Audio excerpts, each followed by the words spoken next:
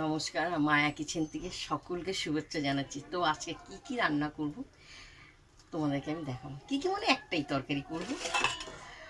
তো দেখো, এটা কই মাছ, কই মাছের আলু দিয়ে তরকারি করা হবে।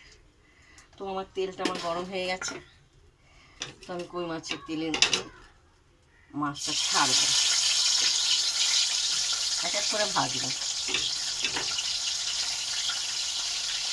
এটা ভাজে হবে। তো আমি মাছ এক প্লেট হয়েছে, আর এক প্লেট ভাজা হবে।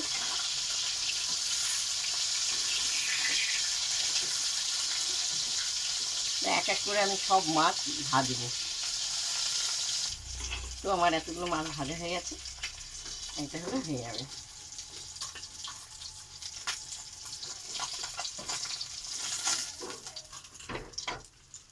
সম্পূর্ণ মাছ ভাজা হয়ে গেছে।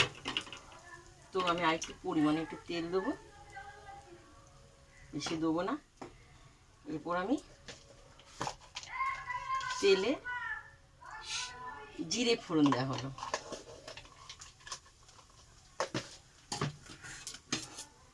তো জিরেটা আমার হয়ে গেছে, এবার আলুটা আমি লাল লাল করে ভাজবো।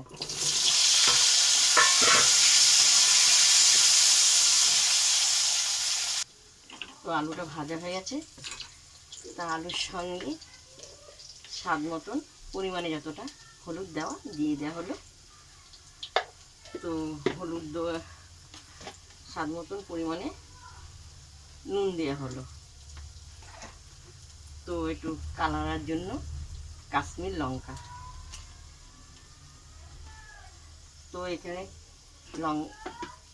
পেস্ট করা আছে কাঁচা লঙ্কা, আদা, জিরে। ভালো করে কষাবো।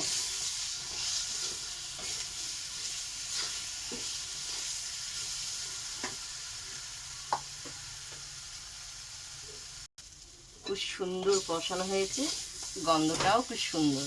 এই পরিমাণে একটু জল দিয়ে দেওয়া হলো।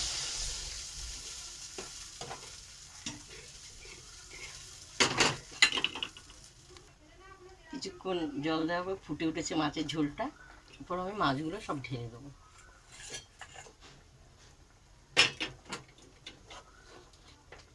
কই মাছ আলু দিয়ে তরকারি।